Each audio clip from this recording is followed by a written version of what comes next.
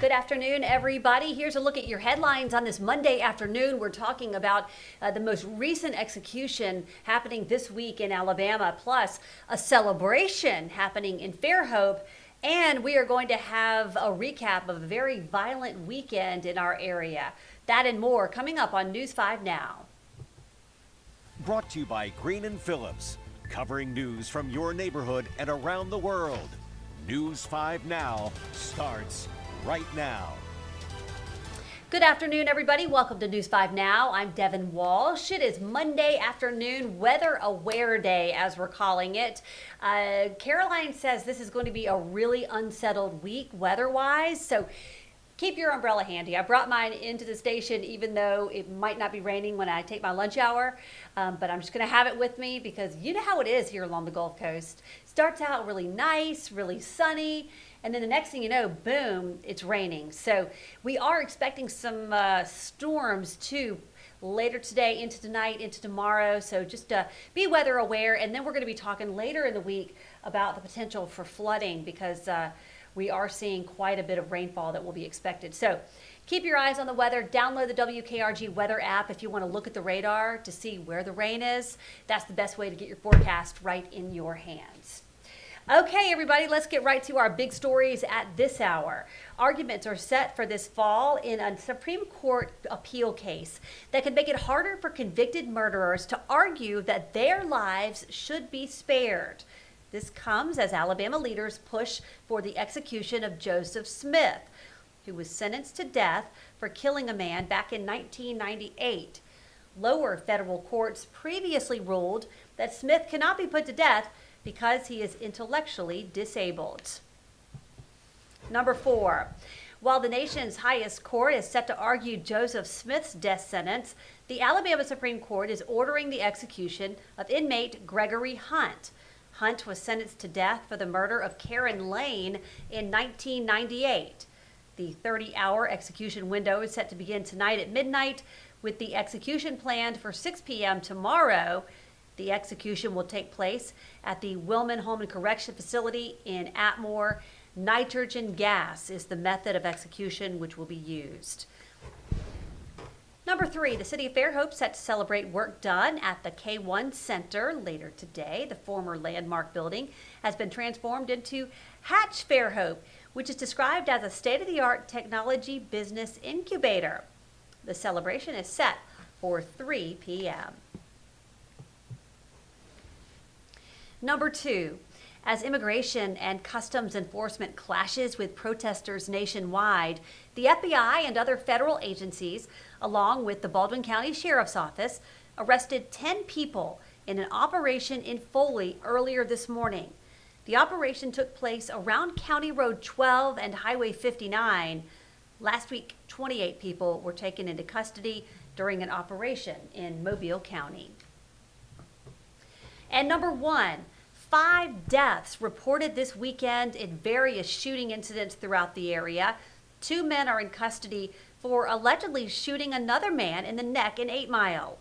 A man allegedly shot and killed his mother on Ross Street in Mobile, then allegedly fired on his brother, but was shot in return.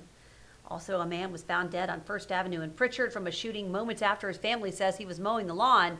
You can find the latest on these incidents on our website, WKRG.com.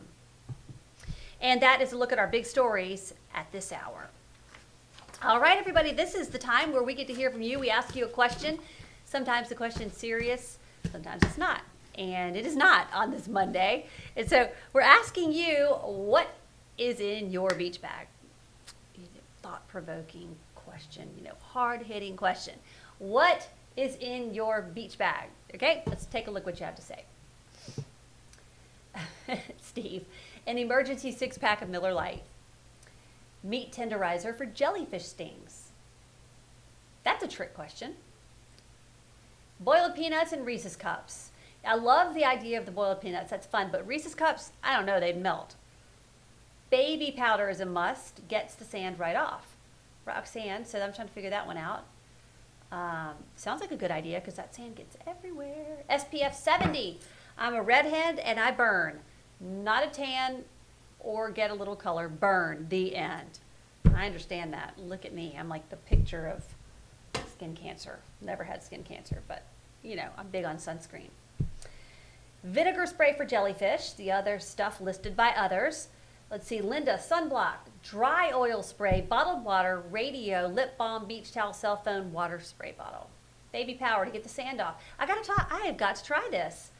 Baby powder to get the sand off. I've never even heard of that. Desitin, it has the highest strength of zinc oxide. Eye irrigation for sand in the eye. Water, towels.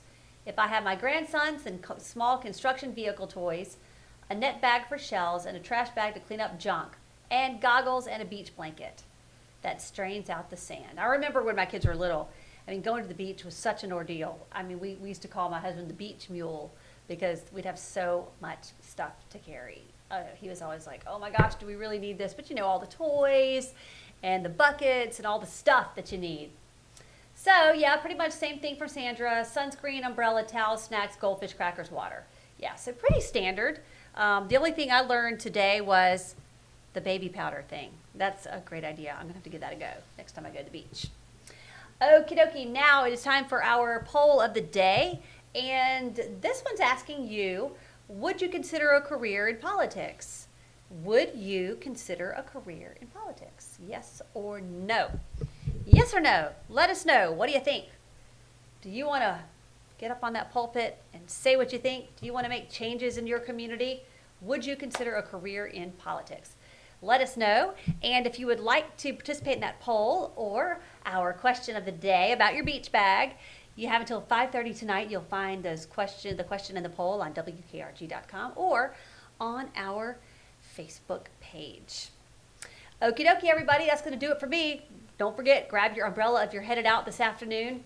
And I'll see you back tonight for WKRG News 5 at 5. Have a great afternoon. Covering news from your neighborhood and around the world. You are watching News 5 Now, brought to you by Green & Phillips.